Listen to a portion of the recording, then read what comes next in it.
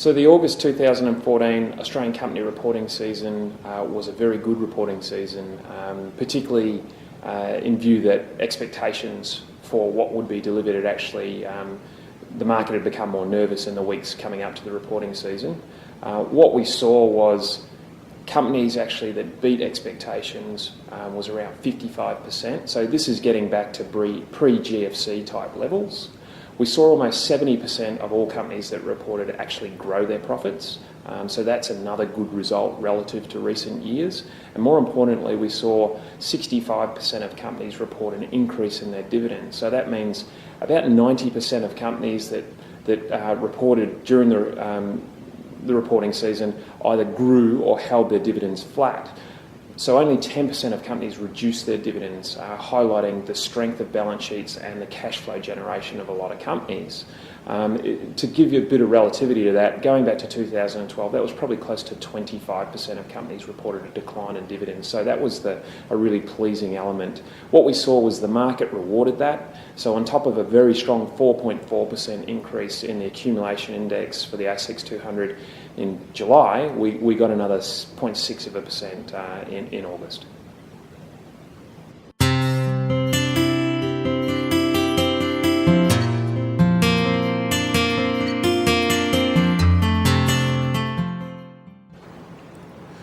So we thought there were a number of key observations from the August reporting season. The first one was that revenue growth is very low at the moment.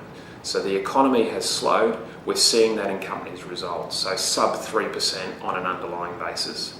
The second thing we noticed is that cost control has been fantastic. So we've got underlying earnings growth of almost 10% from very low revenue growth. It highlights to us that management are doing an excellent job on their cost lever, as they should.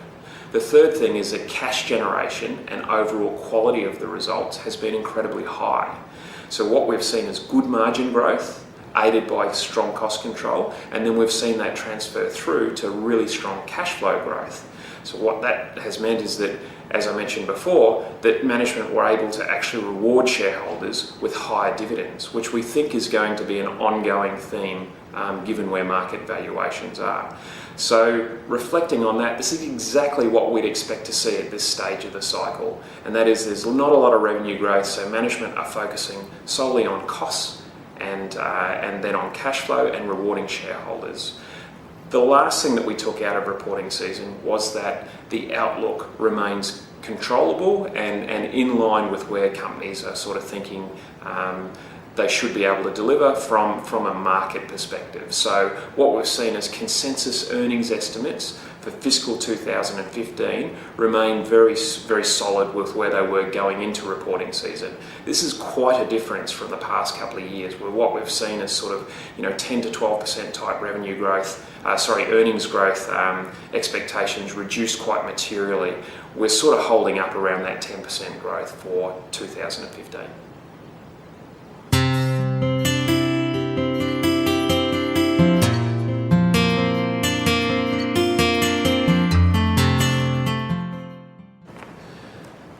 The direct Australian equities portfolio performed very strongly during the month of August, so returning 2.2%, which was about 1.6% outperformance relative to the market at about 0.6%.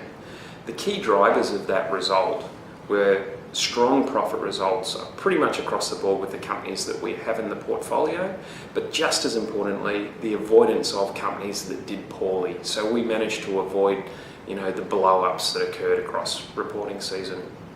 We also added to performance by very selectively participating in equity raisings or capital raisings during the month for a few companies that have performed very well. The other point of note in our relative performance is that the resource sector did very poorly and had a negative return across reporting season, and we don't have much of an exposure there at all. So I think it's also important to communicate to you that we, as is consistent with our investment philosophy, are focusing very much on companies that have an element of structural growth to their nature, as opposed to just purely relying on cyclical factors to drive results. As mentioned, we are in a very low growth environment. We also think it's particularly important to be exposed to high quality management teams in such an environment, is where there is less wriggle room or less margin for error.